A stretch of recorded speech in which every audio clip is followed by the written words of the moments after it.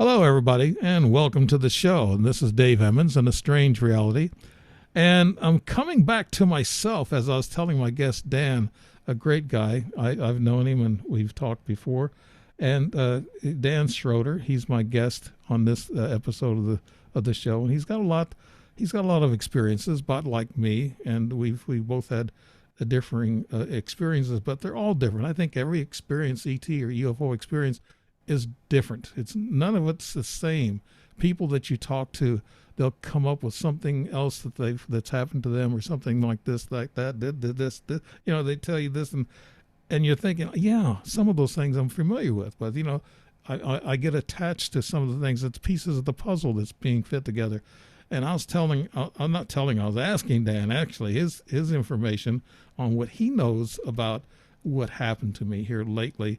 And we'll just talk about one aspect of it as we get into this. But Dan's my guest. And also these people who are talking about 3AI Atlas, that's crazy. I mean, it's like I was telling Dan, said, it's like the next morning you think you're going to be blown up and destroyed by something that's going to come in. I don't know who's the false flag. Is it ourselves, or is it the government, or is it some deep state cabal, that's going to do this false flag? Are we going to do it to ourselves? You read the internet, it tells you all kinds of crazy things. I just wish, sometimes I get on there and on the comments, I say, please stop. Every day they got this drama that things are going to happen, that the military is going to come in and all this is going to happen. And we're going to have, oh my goodness, I don't want to go into all that, because then I'd have to say, well, this is for entertainment purposes only. I don't want to get into all that bull crap. So, or let me say it, bullshit, So I don't want to do that. But Dan Schroeder, he's had some legitimate background. He's done a lot of studying, meditating, and everything else. Dan Schroeder lives in Michigan, and he's had a first contact Earth ambassador, a crystal skull guardian, and he's a ceremonial magician dedicated to helping, I guess, humanity awaken into the golden age. And that's what we need. Dan's life was permanently transformed after a close extraterrestrial encounter aboard a craft as a teenager. We'll let him talk about that. Dan has documented hundreds of UFO interactions, including multiple hybrid craft with erotic propulsion. Exotic, not erotic. Exotic. With hybrids involved, there could be some eroticism going on there. But I've experienced maybe a little bit of that, but not too much of that. Exotic propulsion. Never before. I got bad lighting here, and my studio is just not up to par. You just. If you get what you pay for, that's for sure. And he's documented all this information. He's been activated quartz crystal skull, attuned to the 13 ancient crystal skulls, and he's done this with Atlantean type skulls and things like that. He knows Shapiro, and we'll talk about. I've met Mr. Shapiro, and I've had him on my show. And Dan serves as a council of the Crystal Skull Explorers members community. Dan is the creator of Seeding the Golden Age and Divinely Guiding Workshop and Ritual Project placed by the Lady of the Light, the Elementus, and the Great Bear Spirit. Dan also leads ongoing magical ritual meditations aligned with the new moons, full moons, and the moons, I guess, affect us all the time. Internationally, here's something of note. Internationally, Dan collaborates with artists and visionary facilitators in Berlin for the transformational anima ecliptic. I can't read it. What was that? Ecliptic, Dan? Anima ecliptica. Okay, You got it. I need more light, and I don't have it. Oh gosh, well, the beard is gray, so I have an excuse. But no, you work internationally, and on November 23rd, Dan will be leading a spatial ritual meditation to awaken the inner superhero archetype, supporting creative expansion, shadow transmutation, and personal myth reclamation. Dan's mission is to help humanity remember its cosmic origin and its activate its highest expression as we enter the dawn of the new golden age. And you feel that we're doing that, right, Dan? The golden age. Dan Yes, Schroeder, tell us 100. what you're doing now, and forgive my poor lighting, and I can't read the small print. Sure. They could take advantage of me on loans. In that case, I better get some spyglass. Those small prints and loans, but the small print I have a hard time reading. But Dan Schroeder, tell us a little bit about yourself. What's going on with you now, and what are you thinking about this world today? Oh, thank you, Dave. It's such an honor to be with you again, and I really appreciate that warm welcome too. Thank you. Yeah, that stumbling through the words because of the light and my glasses and of course right here, the age, the You gray. did just fine, Dave. It was great. I appreciate it. Your energy flowed through just perfect. That's all that we need. We had some energy before the show that we were kind of sharing back and forth, and I appreciate that too. But yeah, go ahead and tell us a little bit about what's going on, Dan. Sure. It's an honor to be back with you, Dave. I've been very busy working on lots of different projects. I do a number of CE5 events every year and take lots of videos at those events and post some of them on my YouTube channel. So working on some of that. And we've been doing lots of magical meditations, which is my series that's combining Western ceremonial magic with guided meditational processes. So they're highly transformative experiences, very immersive, and we do them in group settings, and I post those on my YouTube channel. There's a playlist on my YouTube channel called Magical Ritual and Guided Meditations by Dan IL, which is my spiritual name in when I do ceremonies. So just look for that online if you're interested in checking those out. I'm posting new ones all the time. There's many more coming soon.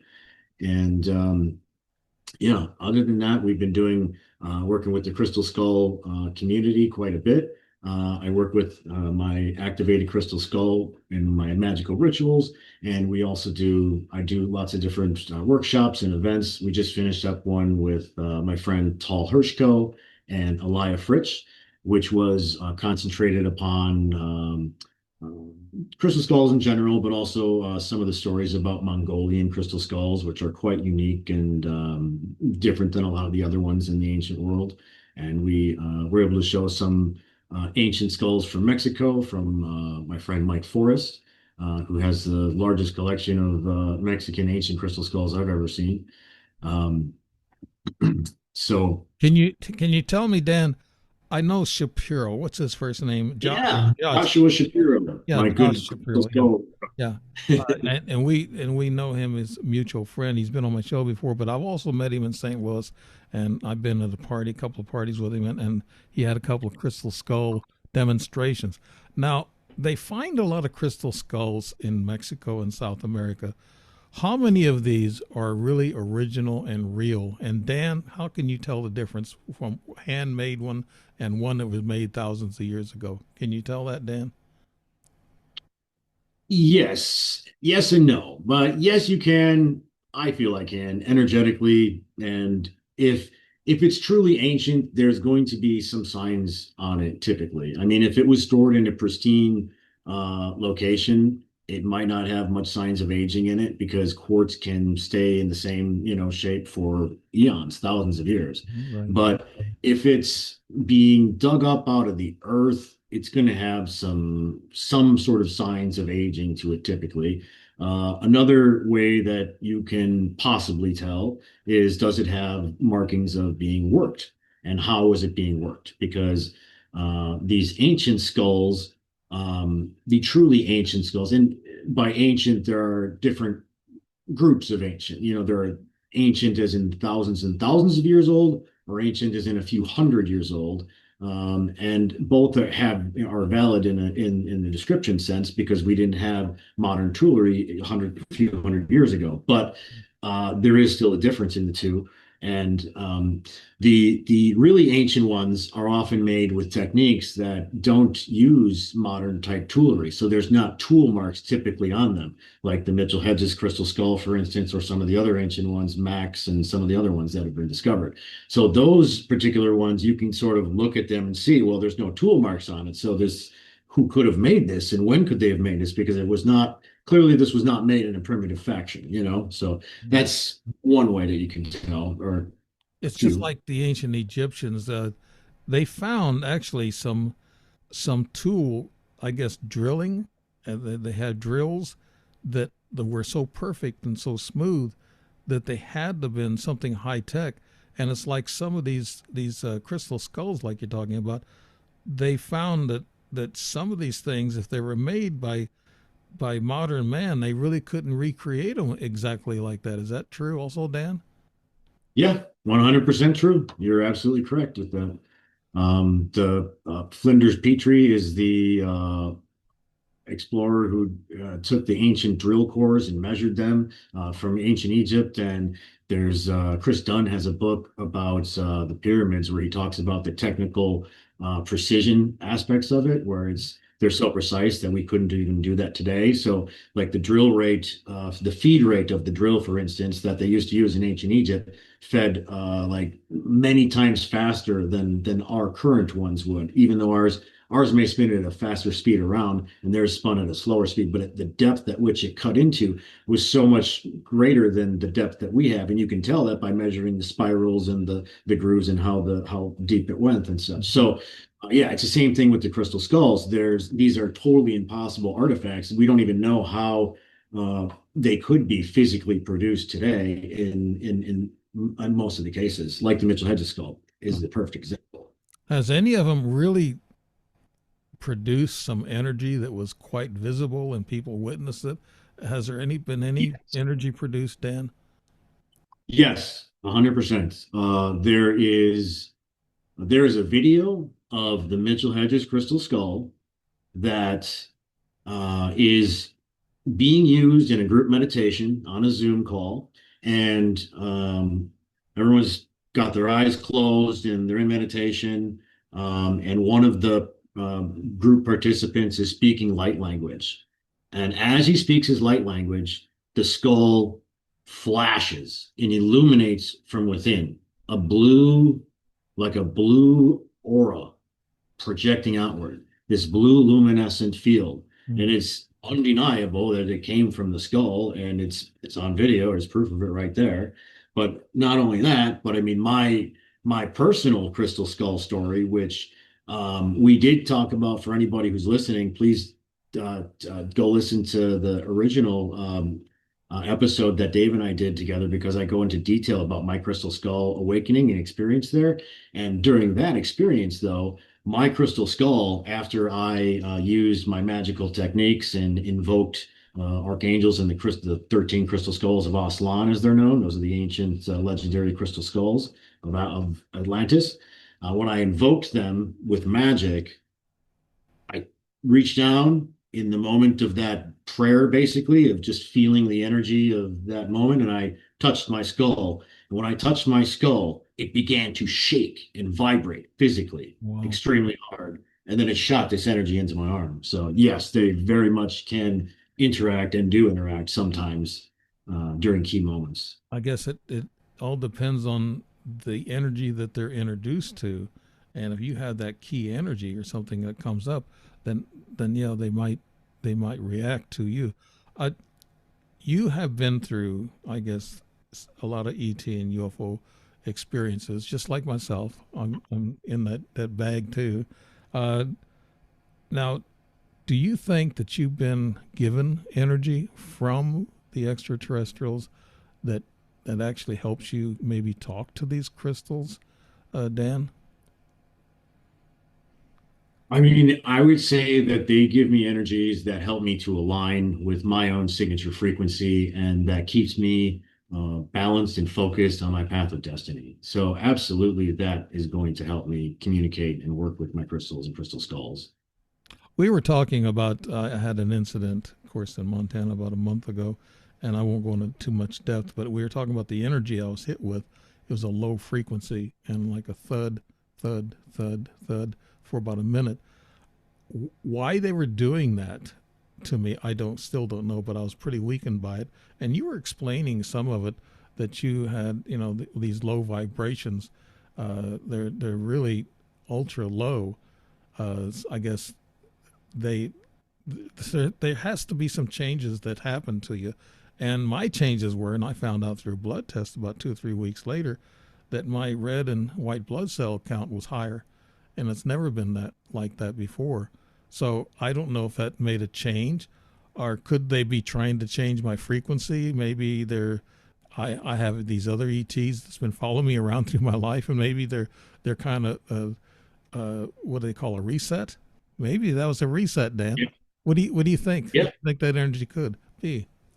That's a great way of describing it, Dave. That's pretty much what I would say. I would call it an awakening too. So, because your experiences were complex, intense, and there were multiple different species, lineages involved with them. So this is a complex, like an awakening experience, is what I would call it, Hmm. where throughout the entirety of the process, there would have been energetic upgrades from each step along that path, from each of those beings and each of the entities that interacted with there. Hmm. And when something like this happens, and I've had experiences after awakenings where my body went through changes too, and dramatic changes where I started gaining weight and feeling different. I had to go to the doctor. My tests were, I had blood sugar issues and stuff like that, and my body started processing foods differently. I started realizing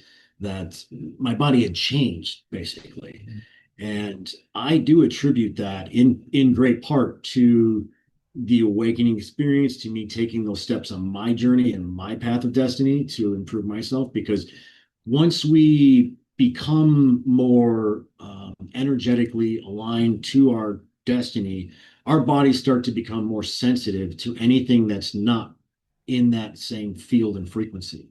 So that's basically how I think about it, is your body becomes more sensitive the higher your frequency goes. And you'll have to be a little bit more, just make some different choices, and look closer at everything in your life. Like for me, I had to go to the dietitian to understand a little bit more about the way I was eating and how it was affecting me there. But it can be different things for different people. No, I see a lot of times, like I see these. I don't want to call them crazy people because I'd have to call myself crazy because I've got some stories also. But there's people that come on the internet. Some of them are very serious. They're talking about the Earth is getting hit with different frequencies now, and it's kind of a reset. Even the sun, some of the plasma energy that's hitting the Earth is changing us somewhat into a reset. And maybe this AI Atlas comet, let's call it a comet for now. Sure. I don't want to get myself into a bag of crazy things, but we'll call it a comet for now. And I've had scientists who said that that's what it is. And Avi Loeb is dramatic, I guess, in what he's been saying. And I worked with a scientist who knew him. So, but what I'm saying is, are we going through some kind of energy change right now, Dan? Are there people say they're weak, they're nauseous, and they wake up in the morning, they feel real, I guess, depressed. A lot of them say they're depressed and have anxieties.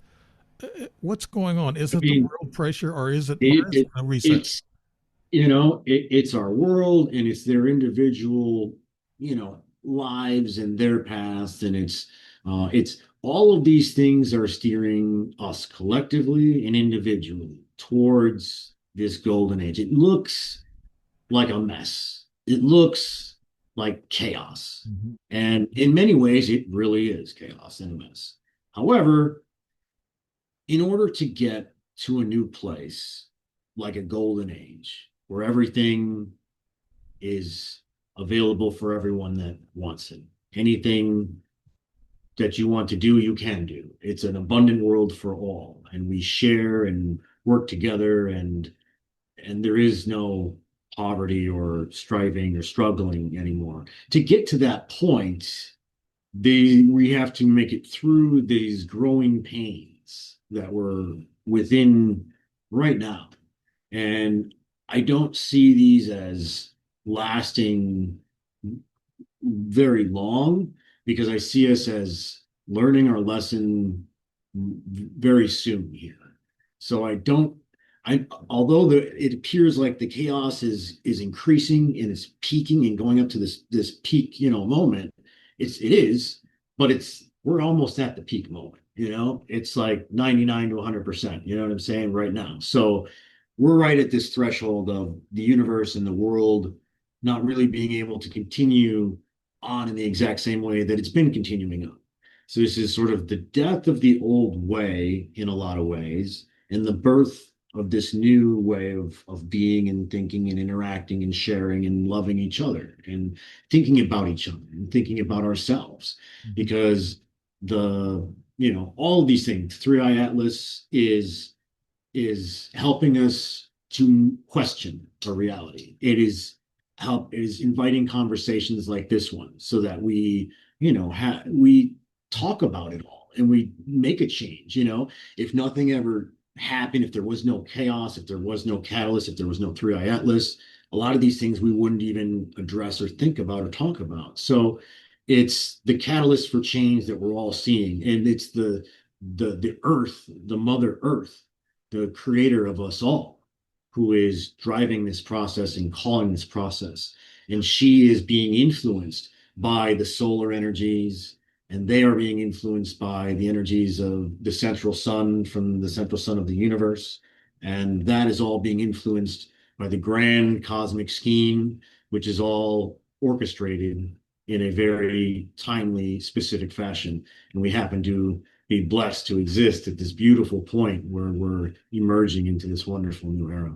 Well, I hope so. We also have I guess human turmoil that we have to deal with, different politics, different border crises, and people trying to fight for their own ideology and be on top of each other.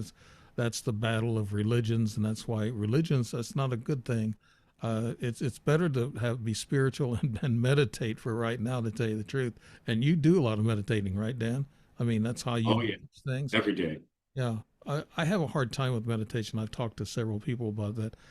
But getting back to quartz, I wanted, before we go on to something else, I want to talk to you about CE5 and what you, Yeah, if you worked with Dr. Greer on that. But quartz, it's involved in everything, in our electronics. It's yeah, involved in even the pyramids. The stone that they've had is got ground up. They didn't grind it up. It was natural quartz in these rocks that they use to build the pyramids, and so they chose that because I guess it produce some sort of energy, or collectively it would collect energy. So quartz is very valuable, and I think the ancients, or the ETs years ago, like we used to talk about the Buga spirit being 12,500 years old. So it's kind of like they knew what the importance of quartz was, and a lot of the statues in South America and Mexico have quartz rock in them too. So they knew about that. Is that how you see it? How valuable quartz is to, I guess, technology, Dan?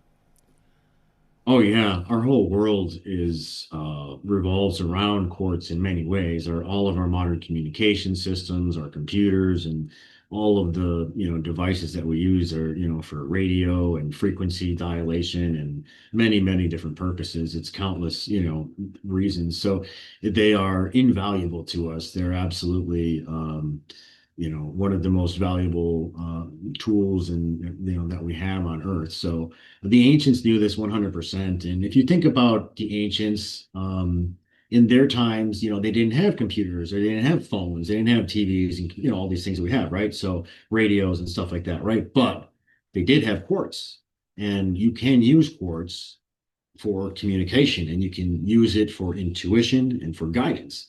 And so they knew and they discovered because they used their guidance, their intuition every day. They relied on it. They needed to for their life. So, they needed to know where the animals were going to be, when they were going to be there, and when the storms were going to be coming through, and different things like that. So they were using these for those types of purposes to steer them in their lives. And we've just sort of evolved into this new technological age where we sort of separated ourselves from the intuitional side of it and allowed these physical interfaces to do the magical part for us. Right. So, I yeah, crystals are. I heard that they were going to try because they're thinking like these crystal skulls. They are kind of like a memory bank, like a computer, like a huge chip where it has a lot of memory stored. And they were trying to upload some of that information. Have they ever been successful uploading any information from the quartz skulls, Dan? Yeah, I mean, it's sort of an individual and experience for all. So, but yeah, they all are able to retain memory and mass quantities. Libraries of infinite libraries of information are contained within crystal skulls, particularly the ancient crystal skulls. So, yeah, a person can absolutely, and many people have absolutely, worked with these and tuned in, and I have as well. So, Yeah, yeah. I saw somebody here that mentioned that ETs communicate with light. Uh, Hmm. from my experiences, I see the light. I had a light in my eyes and in my face, and it was blinding me. And they kept holding it there and then up and down. And I saw that as erasing your memory. Like actually, with light frequencies can actually take away memory and actually input memory into your mind. That's what they use light for. Frequencies, I see that magnetic frequencies are used to dumb people down, to immobilize people, because I've been immobilized by this type of energy. And yes, they use light energy, they use magnetic energy, they use frequencies too, sound frequencies, just like what I was hit with. So they use frequencies in communications. I had a scientist tell me that they use a very low, like 5 hertz. We're talking real low frequencies in order to communicate. The ETs do, and we're starting to use it in the Navy and our military, starting to use that as a communication thing. So frequencies very important also. So is light, and so is magnetic energy that they use. I've seen all three that they've used on me in during my, I guess you can call them not nightmares, but I'm like you. I get used to these things, and sometimes I can face off with them, but they hit you all of a sudden. You never know when they're going to happen. Speaking of ETs, let's move on to the CE-5 encounters, and you have these classes. Do you work through Dr. Greer, Dan? No, not with Dr. Greer directly. I I run my own CE5 group called Menominee Area CE5, Menominee, Michigan Area CE5. So people can find that on Facebook, or they can message me if they want to get involved. I mostly do private events that aren't necessarily advertised on there, but I do group private events where they're involved around with CE5 group CE5s with magical ritual meditations together, and I usually do like a golden age workshop part there. So we'll do a meditation to try to bring the golden age energetically in there and collectively, and that really does help change. Once you get done with something like that, you leave and you enter a different world every time. It's magical. Have you been able to call a UFO or UAP, whatever you want to call it? Have you ever been able to call one in sight with a group? Yeah. Dan? Have Oh you? yeah, yeah, yeah, hundreds of times. It's beautiful. How do you It's my do? favorite How do you? thing. How do you It's do? magical. It's magical. I mean, every time is different. But they all have certain similarities in common. So I would just say, living one's life with passion, like the passion of that you had when you were a child, is is the best way to live your life. If you can live every day like that, and then your odds of these experiences are much greater. So for me, Um, it can happen at any time, but a lot of times I'll just look up and see the stars, and they're beautiful, and start talking with them, and I have a relationship with many of the different civilizations. So as soon as I see them, I just start talking with them, and then for me, a lot of times it just happens pretty naturally because I'm talking to them, and then I'll say, "Hey, if anyone can hear me right now, could you say hello, or could you give me a sign?" And a lot of times they will. Are these earthbound ETs? Are extraterrestrials? Are they from underground? Are they from through a portal or a wormhole? Dan?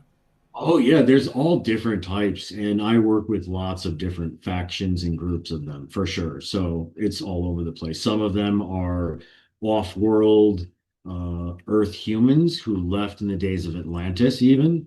Some of them are extra-dimensional beings that come through in portals. Some of them are extraterrestrial beings that come through from another time or place in the universe. So it really does vary. It's many of them are stationed above the earth too, by the way. There's hundreds, if not thousands of them above the earth in an extra dimensional location, not phased into this, version. But if you that's why they interact so frequently when I just look up and start talking with them and asking them because I know that there's somebody up there all the time. And, you know, at any time they're up there. So it's just a matter of like you being able to match their frequency because their frequency is a little bit higher than ours, even, Right. most of the people that are higher here. So you have to sort of be in a little bit of an elevated state. That's why I mentioned the whole idea of sort of following your passions within life to help you achieve that elevated state more consistently. Yeah, I've heard the old saying, and I know you've heard it too, is God will help you when you are down, but sometimes He doesn't help you until you hit rock bottom. And then you Yeah. get a big boost. I think the extraterrestrials are similar. If you do something that's above what you normally can do, not I'm not talking superhuman. I'm just talking about goals and things that you normally do. It's just like me. I was telling you that I drive like 32 hours, 38 hours straight, and my focus is so strong. I don't make any mistakes on the road, and it's kind of I think sometimes that does something to the alpha waves of your brain, and maybe the extraterrestrials pick up on that. And it's not just driving, but it's also being successful in things that you're doing or not being so successful hitting rock bottom that they'll show up almost like they're not an angel. I don't want to call all of them angels. There could be some of them that are angels. But what I'm saying is that I don't meditate, but what happens to me, like in a deep sleep, when I go into a lucid dream state, that's when I pick up on things, and that's what it takes for me to, I guess, to get mellow. But for you, you can call up this meditation and bring them to you, right, Dan? Yeah, it's a state of being, and I'm able to achieve it throughout different ways. So, focus, meditation, just having a great day sometimes. But it's there are many ways that people have of achieving it. So, breath work, music, the right sort of, it's sort of like driving for you was working as well. That's sort of a contact modality, I would call it, for you in that way. Kind of like highway hypnosis too. Yeah, people Yeah, get hypnotized by exactly. the white lines.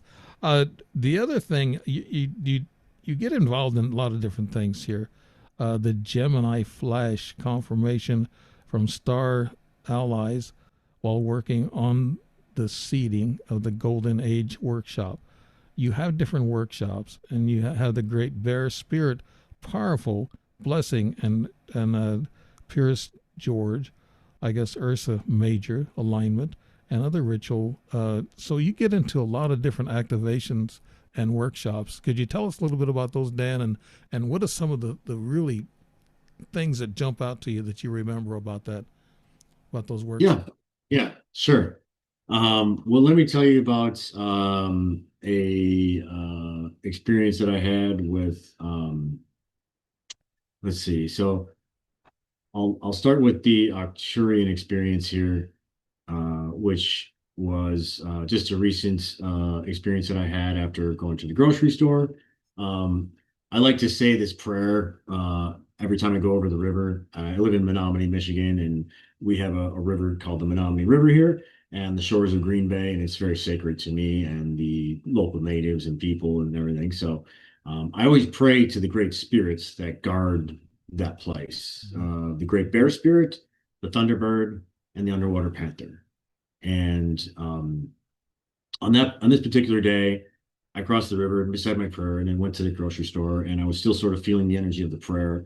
And I also talk to the Arcturians when I pray, and I sort of felt their energy um, with me, And so I was at the store, and when I'm at the store, sometimes one of the things that I like to do is share energies with people within the store.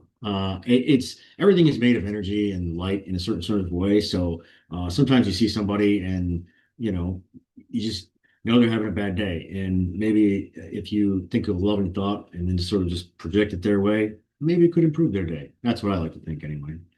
So anyway, this is something I like to do. And I was at the store projecting different colors of energy at people to sort of, help improve the day. And I got the instinct that the Arcturians would like me to share their energy with some of these people. And I thought, I was kind of taken aback by the idea at first because I never do share cosmic energies like that in the setting really publicly. So, but I thought about it for a minute, and I really felt like they were asking me to do it. So I did it. And anyway, I get home and I put my keys in the lock, and I have my groceries in hand. I'm about to go inside, and I turn the key. And for some reason, I just look behind me, and Arcturus happens to be right behind me, like in that direction of the sky. And it was just for some reason, like I said, like you wouldn't normally like unlock the door and then look behind you. It was kind of weird. So I did this, and immediately, as soon as I look back, right next to Arcturus, this light ship illuminates and flashes me and signals me, and and gives me this beautiful gratitude and loving, energetic upgrade. So it's like, thank you. We saw that. We saw what you did. You were right. It was aligned. You did the right thing. Thank you. And here you go.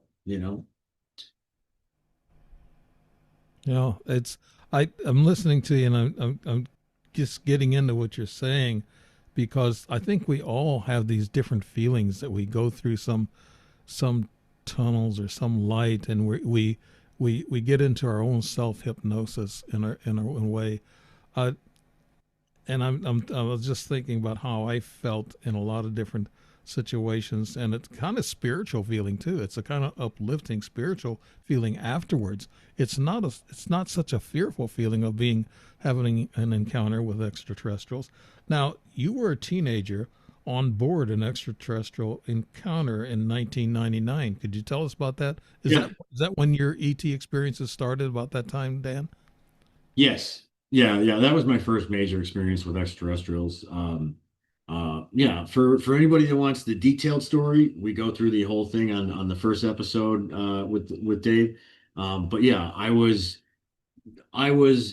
16 years old at that time, and I had just been I went to my first like camp out rave party. It was a 3 day event, and I was sort of looking forward to these events for a few years of my life at that point, and it's my first one, so I was really excited to go to it.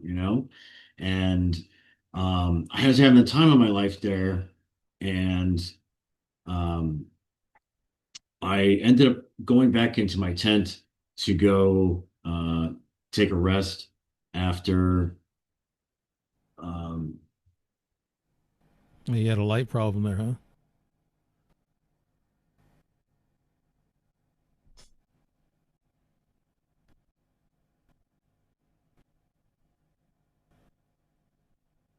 Looks like we lost Dan a little bit. The video froze up. I saw a light go off, and then I saw him reaching over, so I know there must be some kind of technical difficulty. Hope that he gets back on. But I want him, when he comes back, to talk about that near death experience also. And I kind of felt that that's what happened to him. He's had ET experiences, and he's had near death experience. And a lot of that, I guess, makes changes in you or resets your thinking, your spiritual direction. I would call it some kind of essence, a consciousness redirect. And I think sometimes that's what ETs do to you. And it looks like we lost Dan totally. Let's see if he comes back. But no, I've talked to Dan before, and he's multifaceted in what has happened to him during his life. It's kind of like me when I start talking to somebody that's had so many different experiences. Uh, I guess I start interviewing like a red bouncing ball. I'll go back and talk about that topic and then bring back something else. And I do that to make sure that I'm covering everything that the guest wants to cover. Uh, it's the bouncing red ball interview theory. I just made that up. So, and also I'm talking about when people say that they're an experiencer, I want to say this too. Uh, an experiencer, then a lot of them say they're contactees. And that's what I thought of myself, that if you're being contacted more than once and they keep coming back and contacting you, then you're a contactee.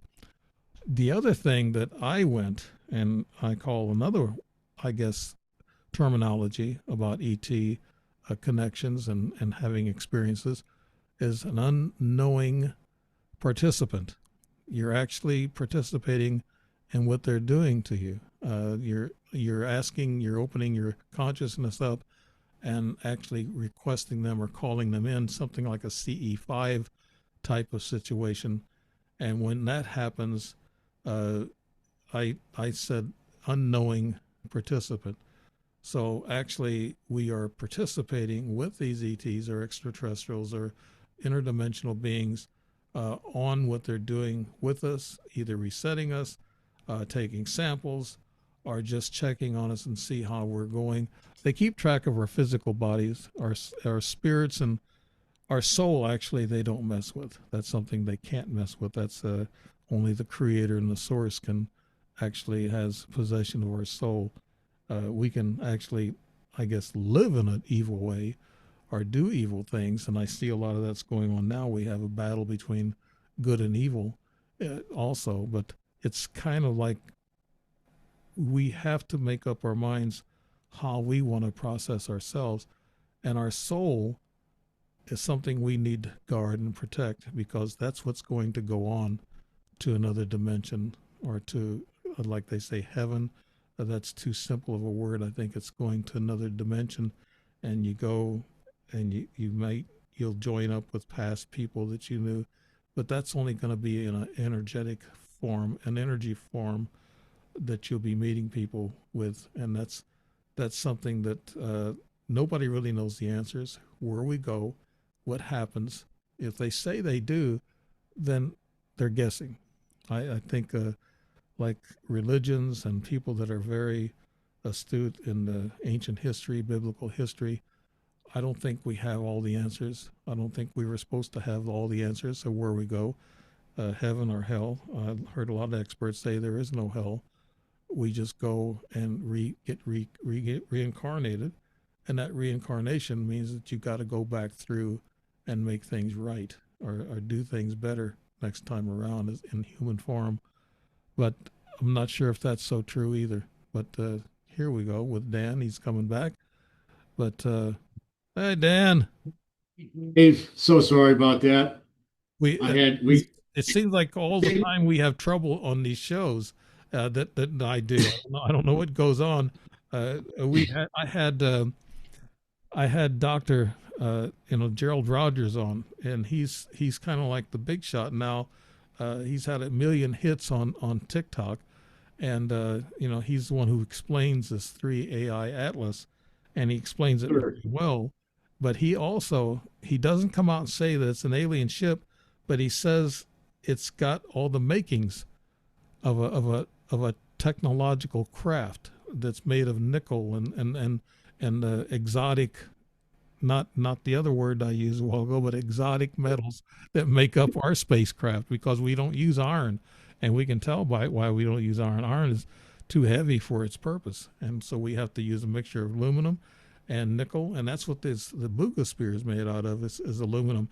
And I was talking to people while you were out You went out for a drink, I guess. So you come back. But I was talking to people about. I was trying to get down to what people call themselves an experiencer. That's when you have experiences, just like you're telling us about this 1999, and then they want to be called contactees because they come back and they contact them again and again and again throughout their lives, just like me and just like you. I come up with something else different after this last episode I had a month or so ago. The reset, you call it, and I might be calling it that too because my red blood cells and white blood cells are elevated after that incident, and they said that energy. I had a scientist tell me out of IMEX, out of Mexico. I belong to that group, IMEX. It's actually CEIMIX, CMEX, and it's a lot of scientists together in Mexico, and I'm part of that group. But a scientist told me that yes, energy, magnetic energy, and frequency energies can change your body to somewhat. It could be bad, or it could be okay, or it could be good, but too much of it is too much. So I guess they know how much they hit you with, but it changed my blood count, and they're going to check me again in a couple of weeks. But we was talking about that. But I'm saying I'm an unknowing participant. That's the new word that I made up. And I was telling people about that, and I was talking about reincarnation, where we go to another dimension, or a lot of people saying there is no hell. We just get reincarnated and we come back and try to make it right. I'm not so sure if that works. I don't think anybody knows, Dan, for sure. But I was just talking to fill some dead airspace because I'm from radio, and they tell you don't have more than 10 seconds of dead airspace. You got to talk or do something or play a commercial. I don't have commercials to run, so I would. But no, we dropped off. You had, I guess, an extraterrestrial encounter in 1999. And I knew this. There was something, I did not read this, and I don't know if I remembered it from the last time we talked. I knew you had a near-death experience because you sound like you have the trappings of that memory. Could you finish off telling us about that extraterrestrial encounter, and then go into the near-death thing? Okay, Dan? Sure, Dave. Thank you so much. I'd love to. You take over now for a while. Give me a break. Okay, you got it, buddy. So, yeah, for the teenage encounter, when I was at this event, I was about to go to sleep. I went into my tent and I laid down, and I remember before I could go to sleep, I got this eerie feeling, like something. I just knew something was going to happen, and it was going to be exciting. I don't know how else to explain it, but that was the feeling I got. So I'm sitting there, and I felt this feeling, and all of a sudden, not only that, but like there was this mist or fog that started to emerge just from all around me, like out of nowhere. All of a sudden, I was immersed in this fog, and it felt very exciting. I wasn't scared. I wasn't worried. I knew it was going to be good somehow, some way. And out of the fog, as the fog thickens and it expands. And the next, like before I know it, like the walls of the tent had expanded outward, and I was no longer in my tent. I was on like a metallic table, and I was in an octagon room that I presume to be some sort of craft, because out of this like mist came these green looking extraterrestrial beings. Mhm. And they were like real skinny and like kind of short, and they moved like in this fluidy sort of a way that was like different than physical reality. Like it just was, strange to me, right? But they told me over and over again that they are my real family. And they kept, they said basically this was the first time I was meeting them, and they would be back, and someday in the future we would work together, and I would help them and other extraterrestrials, I guess you could say. So, Dan, you said something that triggered my thought because when I was approached by a hybrid, and I don't think she was hybrid, I think she was probably, assuming shape shifting, and she was an Asian gal. I met her in 2010, and she come up to me, and I said, "I don't know you. Do you know me?" She said, "Yes, I know you." And she says, "I we were supposed to meet," and that's the name of my fourth book. But you just that tripped my mind in saying that. Do you think that these extraterrestrials that come back that we're part of their bloodline and they do know us? Do you think that, Dan? Yes, Dave. Yes, absolutely. And um, I think that people like myself and maybe yourself, it sounds like too, I would have to say, are probably genetically related to them. And I believe that soon, when they do make open contact with us, which is coming very soon, um, within the next few years, I believe that this will be shown to be proven, and that will be one of the ways that will help humanity understand that we are one family anyway. And that, because many people have a very fearful approach and fear-based belief systems about, them and this topic. And there have been many different uh, experiences that people have reported over the years. But um, overall, these experiences, even the people who end up initially believing that they're negative, like 75 to 85% of them end up saying that they believe that they were positive within a few years of that time.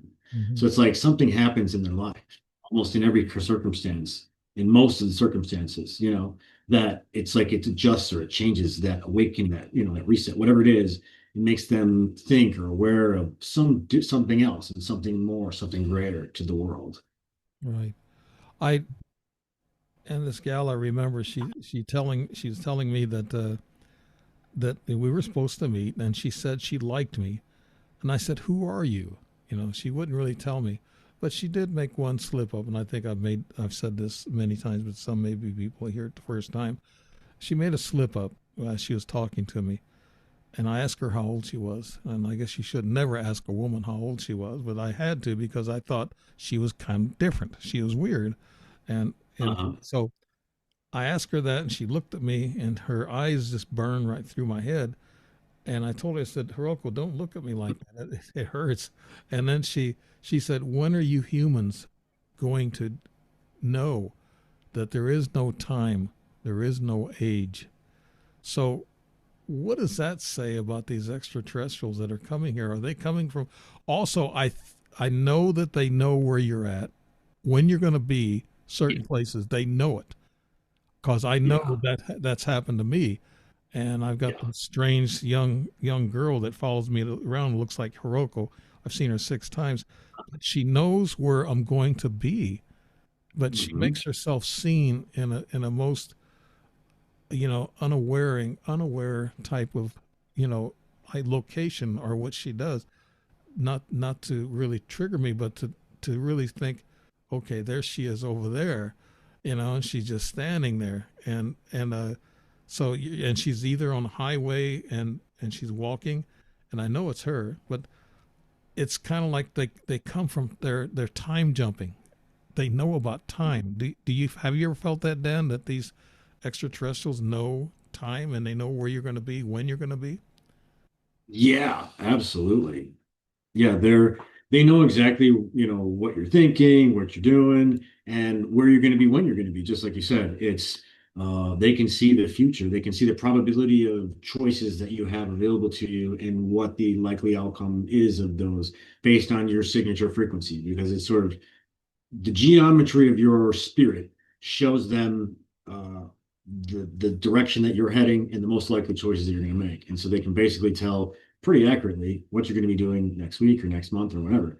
But when you do things like follow your passion to go on a long trip and drive for, a really long time like that, they're really going to tune into stuff like that because it's a really thoughtful thing that you're doing. So there must have been, like I was going to ask you, if there was some energy behind that trip or something that felt like it was, pulling you to make that trip or anything like that. Because it feels like, like you were called to make the trip. It almost feels like. What do you think? Right. Yeah, I have that. Yeah, yes, I do feel that something's pushing me from behind.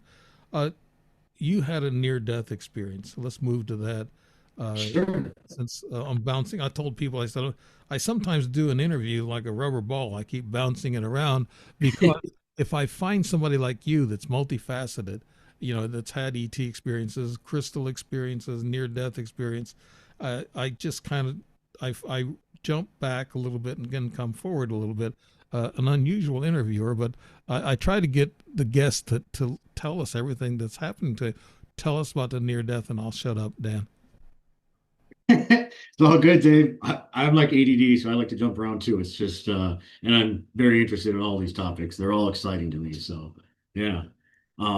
Yeah. So my near-death experience happened in 2006. I was,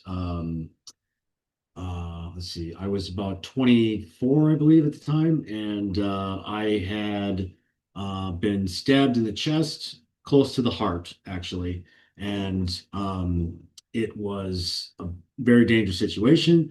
I was taken to an ambulance, by an ambulance to the hospital, and they were um, like they had to investigate the wound at that moment, and it was very painful. And I remember, just sort of complying, and they were like, do what we say if you want to live. And I was like really kind of traumatic, and so to speak. So let's leave it like that.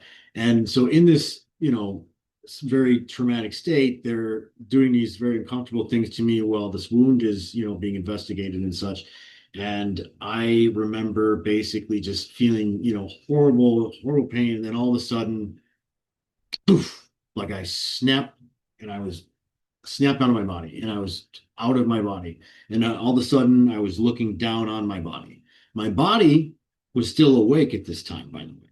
I could see myself screaming, but I could no longer feel any pain. Mhm. The instant that it was this instantaneous, just relieving, the biggest relieving feeling you could ever imagine, because it went from like the most awful nightmare you could, like basically being dying, to this having absolutely no pain, none whatsoever, and no fear whatsoever.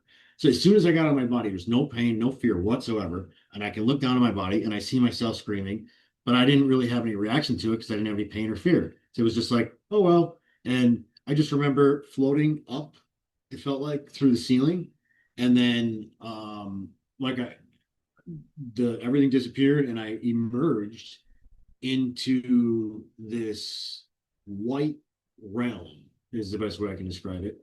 And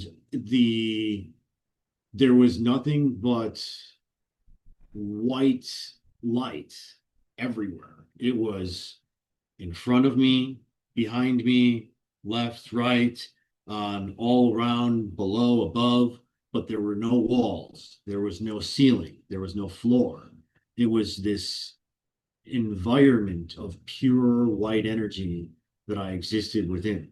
And it is it was the most loving, beautiful, blissful, amazing, there are not words that we had to describe how, ecstatic I felt in that energy and that loving embrace Mhm. of what I believe to be God or source or whatever people prefer to call that. So then when I was within that loving embrace, I knew, um, first of all, I knew exactly where I was.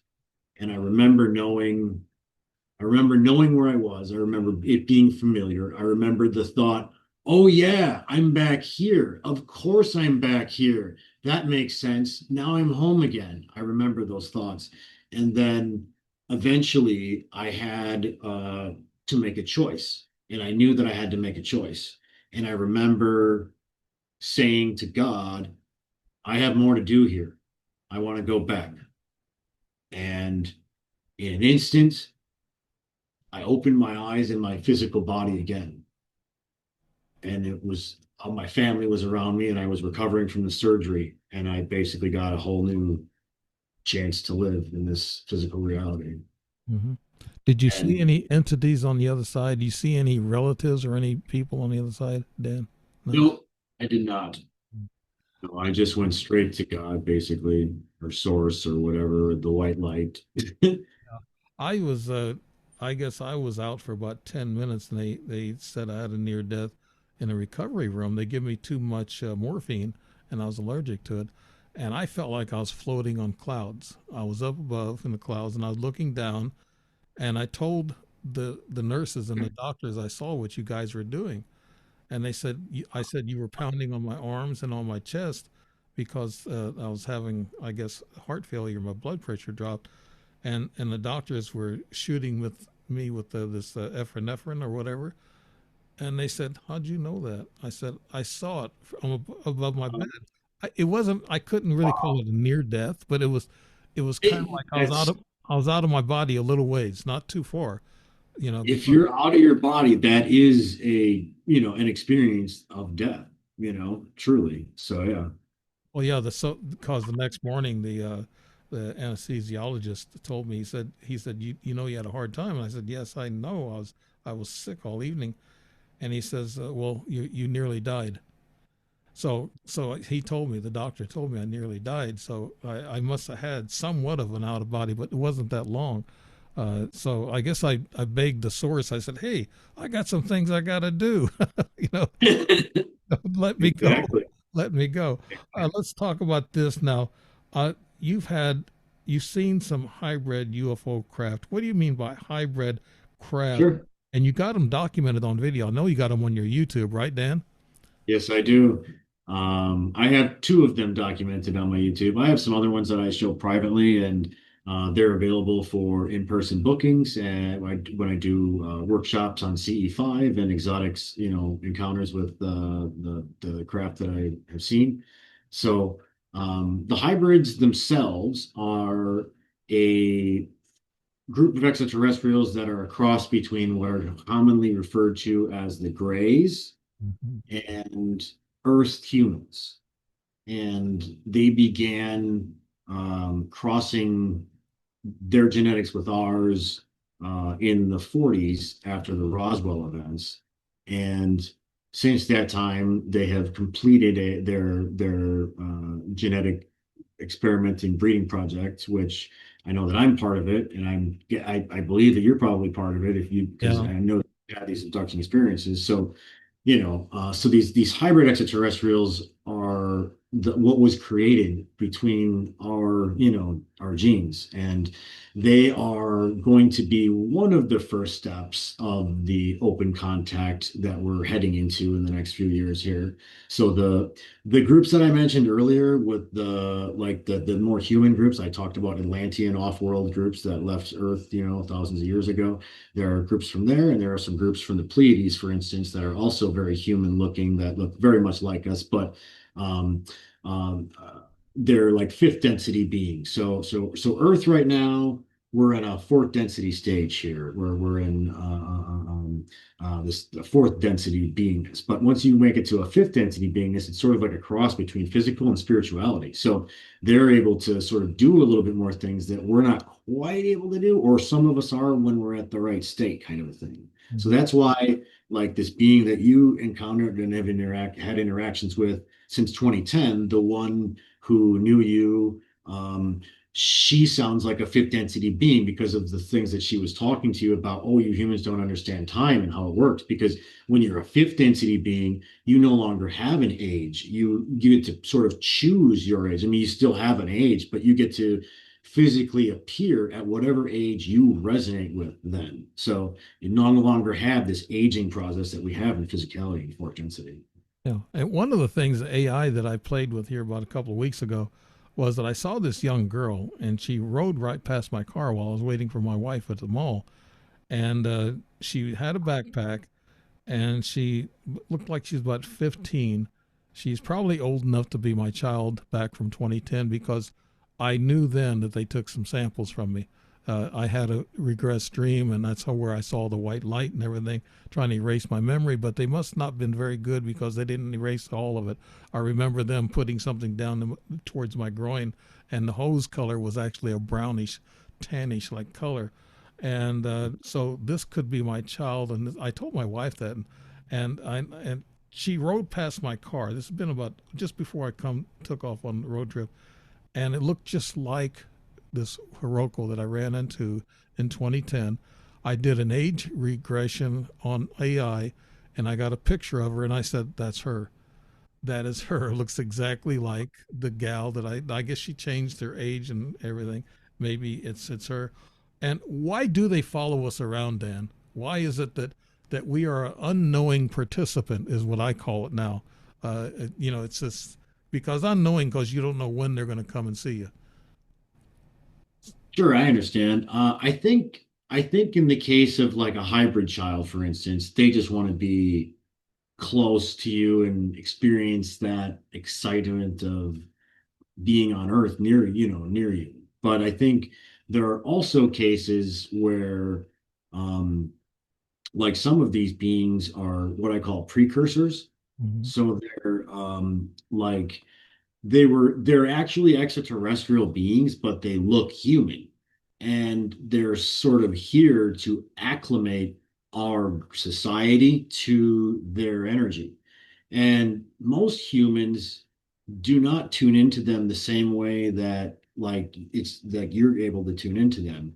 And I've had experiences like that too, Dave. So I know what you mean when you say stuff like that. So it's very normal. And I've had experiences like that too. But I think a lot of these are also, like I said, precursors. Some of them are tall whites. Yeah. I mentioned that with them earlier, I think. And I think they're a big part of our society, actually. And once open contact becomes, available and shown to the world, that it will be shown that many of the people in our society who we already know and have been, have done great things with us and helped us in different ways will be shown to actually be some of these precursors in tall whites. So Yeah.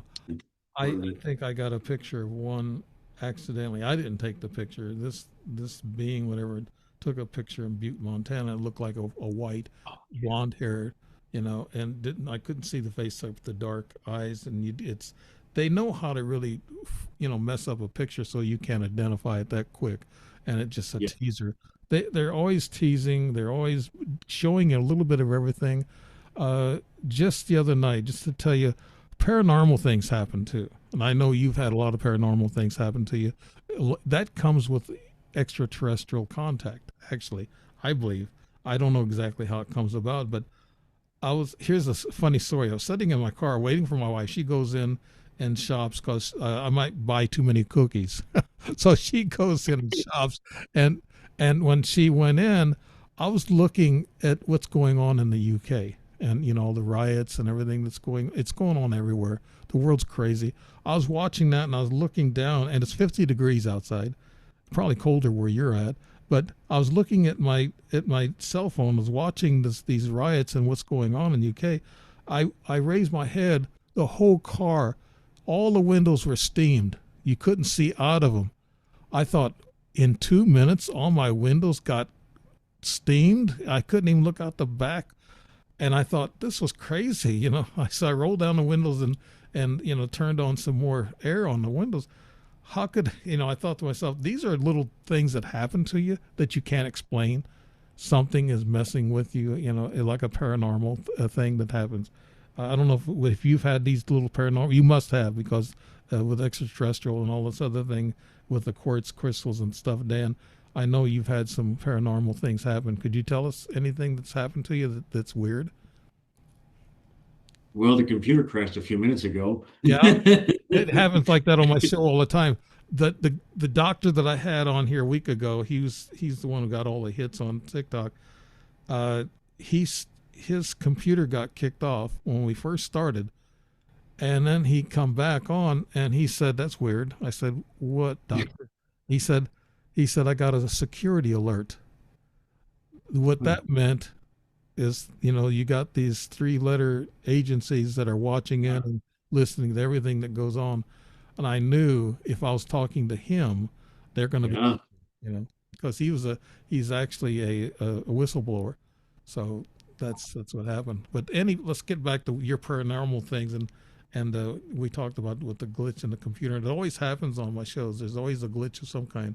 I don't know if they're messing with me or FA or whatever they call it, and find out. you know so I Yeah, I think it's the frequencies and the energies and stuff mostly, because they interact with these systems. It happens with my computer and with lots of other people. Like I went through like three or four computers trying to find one that didn't doesn't restart all the time. But I can't. I can't do it. I gave the last one to my mom, and she doesn't have any trouble with it. Like as soon as it leaves me, it's fine. So Do you it's have like. problems with electronics? I have problems with electronics. Sometimes I can't work my cell phone. It won't work. Yeah, sometimes, yeah. Yes. Yeah. I've got some of my experiencer friends also have real weird problems with their phones sometimes where they'll lock up or they'll do weird like weird scrolly things and stuff. And it's like they're being controlled sometimes. And you're Right. like, okay. I call that stuff paranormal stuff. I'll go to these soap dispensers that has a battery operated, and I'll come out. I'll finish my gym workout. I'll go up to this dispenser. It won't give to me. I smack my hands together and I say, okay, finally do it. Then there's a gal watching me from she comes over and she says that it's working. I said, yeah, I know it's supposed to be working, but it doesn't work with me because I said, I'm part ET. She looks at me, kind of laughs, and she puts her Yeah. hand under it and it works. I said, see, I said, and then I finally had to, put my hand under again. That's the paranormal things I talk about that follow you around, that weird things happen, Dan. Is there anything else weird happen besides electronics with you? I mean, that one is common for me too. I was just gonna say because like when I go to the store and they have the self checkouts and stuff like that, and they have the screens that you tap on, right? A lot of times I tap on a screen, it doesn't work.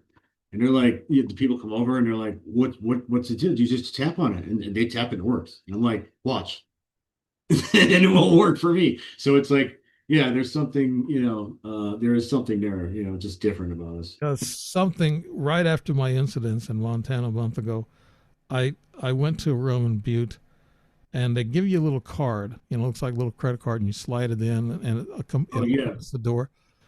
I tried that. I went to the door, tried it many times. It wouldn't work, and every time it turned green, I'd try to grab it. It wouldn't work. There was a guy standing next to me, but not too far. I said, "Could you do this for me?" He looks at me kind of weird. I said, Uh-huh. "Slide the card in there." Yeah. He slid it in there and opened the door right up. I said, I can't. I said it won't work for me. And then I even locked myself out again, and the guy was still in the hall because he was helping his grandmother or whatever. And then Uh-huh. I said, could you help me again? And he did. He slid the card in. It Wow. just the electronics, so the electricity, whatever it gets in your body. And I know My that's mom had the same thing happen with her at the hotel too. She always has to go back and have them open up her door for her because the key cards like that won't work for her because she's same thing. It's just an energetic thing for yeah, her.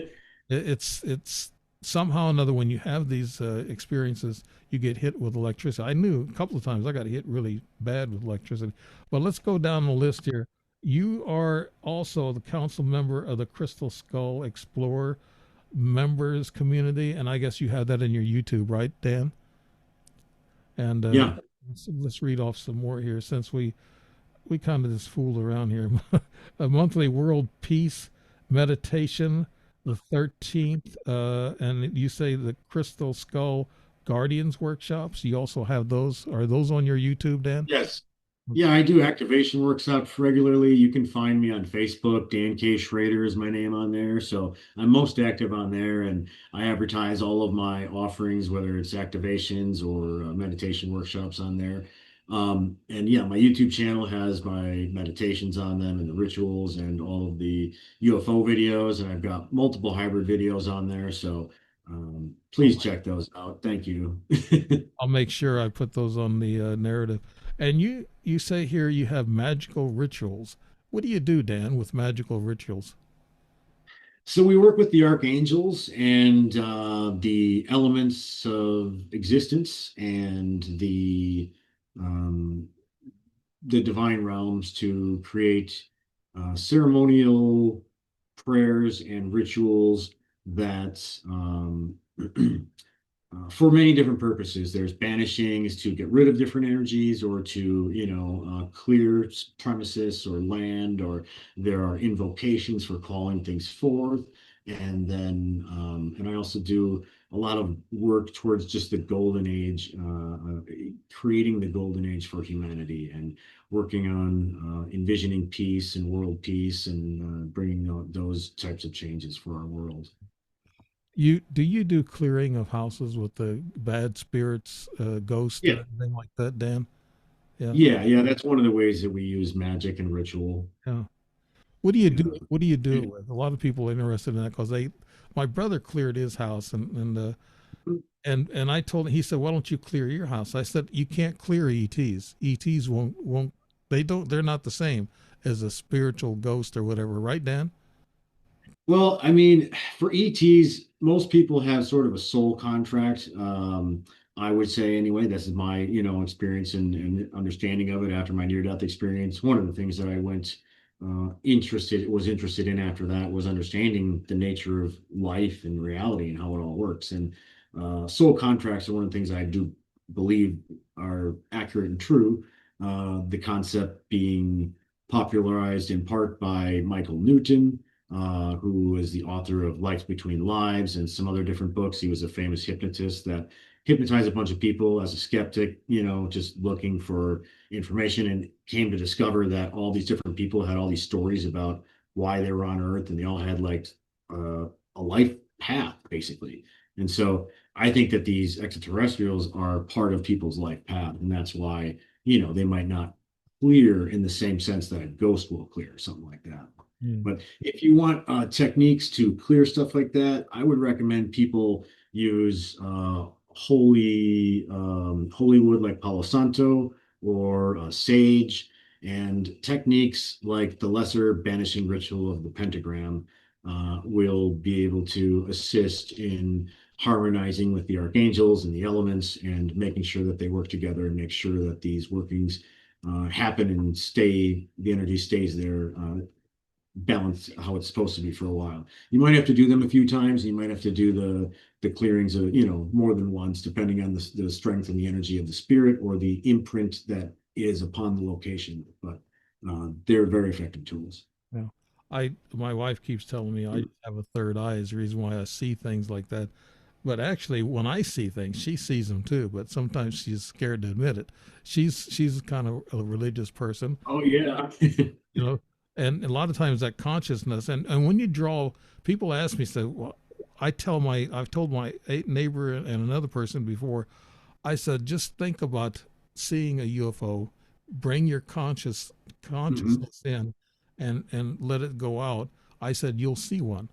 And each person I've Mhm. told that Mhm. to, they've actually seen a UFO. And I said, well, go, there it is. You got to drop all your, I guess, what you've been taught throughout life. Yeah, Yeah. you got to drop the religion for a little while, take down the barriers, and then open your mind up to consciousness, and just think that anything could be. And when you think anything can be, that's when it happens. You'll see Yeah. these things. I want to talk to you about what do you think about what's going on in the world today with all these UFO sightings, and the military and actually the government's talking about underground, bases, UFO bases under the sea, and actually, Representative Luna and Comer, they talk about these things about there being interdimensional beings, and I guess their whistleblowers are telling them all this information. They're supposed to be coming out with disclosure, and so they're talking about all these bases underground and under the water, and that's what all these spacecraft are. And this drone thing that happened a year ago on the East Coast Mhm. and all over the world, really, they're saying those were just commercial drones or private drones just flying around. I said no, they're not. They I've had a scientist told me here a week ago, and I believe him, Dr. Rogers. He said that no, those were UFOs. He said the government's just. He said why would they shut down a couple of Air Force bases when they were over them? I said, that's a good thing. Yeah, why would they shut down an air base if they knew what these things were and if they were friendly or not? So, what do you think what's going on? Is time speeding up, Dan, or UFOs coming here for a Oh reason? yeah. And what's coming from outer space? What's your take on Three Eye Atlas? I know that's a Sure. big luggage to unpack, but see what you can do with it. Yeah. Yeah. That's a big one. But okay, so yeah, Three Eye Atlas is I mentioned earlier that it was to get us talking, to get us thinking, to get us, in a new way and to have these conversations. What is it? What is it? Where did it come from? Is it artificial? So I believe that it is at least in part artificial and that it has been at least modified, if nothing else, to be utilized by some off-world extraterrestrial group, or I think more than that, it's actually a few of them, and they're working together. Mhm. And they're all sort of connected. I see it as right. Yeah. So it's like sort of all one grand totality, right? And so it all brings back down into everything else that we were talking about here. Um, so yeah, I think it's all happening at once. I think there's the underwater bases. I think there are some of those. Yeah. I don't think they're necessarily representative of the majority of the experiences that we're seeing or having around the Earth, but I definitely am confident that there are hybrid bases as well as other types of ET bases. So the hybrid bases are likely, in my opinion, housing some of the hybrid children and some of the hybrids that might come here to live and dwell with us once open contact actually occurs. But this is sort of like an in-between stepping stone, sort of acclimating them to the earth and the frequency in a way and keeping them isolated, yet able to be here and bring their energies to us and such like that too. So I think there's also base in Antarctica. I also in the North Pole. So these aren't the only locations. I know there's mountains in different locations as well, and probably desert or underground here or there. And there are massive cavernous underground physical, infrastructure below the earth that has been there for thousands of years. And there is a massive infrastructure that has been created by our modern struck culture and our modern man with all of our tax dollars in the United States. There's all kinds of underground deep tunnels and stuff like that we don't have access to, and but somebody does, and there's some kind of giant system, and I suspect that they're have connected that with the ancient systems to the greatest extent that they could, and they're trying to work together in some ways, but I would gather that there is like a barrier though between like modernized human and whoever's doing that underground deep state work for our humans. I don't see them as being cooperative necessarily with these underground or civilizations. I see it's sort of a separatist thing, as like they're not quite in alignment in that way. So um, hopefully that's Yeah. hopefully that. I heard a story. This He was a MUFON director of San Diego, a real nice guy. I forget his name. Names are hard for me to trap onto, I guess. But he told me his mother worked with Werner von Braun, and Okay. he was a secretary. She was a secretary of his. They went out to the desert where it was just nowhere. They went in this car, and there's two other people with them, and then they went into this building that opened up to a door, and there was an elevator. They took the elevator down. It must have been about 5 or 6 flights down, and she said when she got down there, it looked like a mall that you would be here. There was stores, there was shops, there was food, and she said there was like walkways, there was halls and big, like a mall. She said she couldn't believe it. She didn't tell that story for a long while, until after she was Mhm. close to dying. She told her son about this, and I thought to myself, if they were doing that back then, they have elaborate underground structures and buildings. There were several trillion dollars that were missing from the government, and that's what they spend it on for those big underground. I think it's for the elites and for the rich, and I won't make it there, I guess.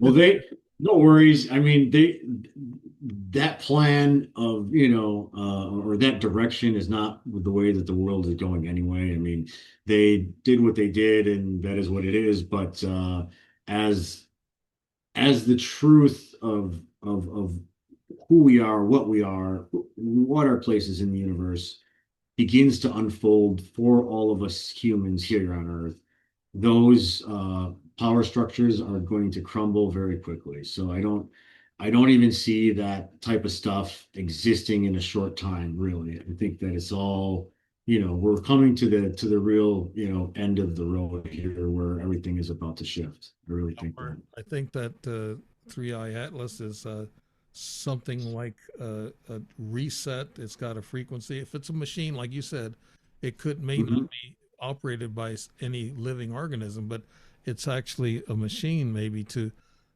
shoot energy at us and help us start resetting.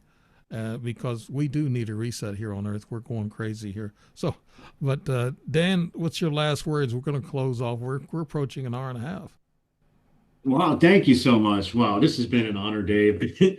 I really appreciate you having me on, and thank you so much to your audience. This has been a real a pleasure for me to enjoy. Thank you so much. Thank you for being here, and I've had you before, and I do remember a couple of the the things that you told me, and they started coming to my forefront, to my thoughts up here.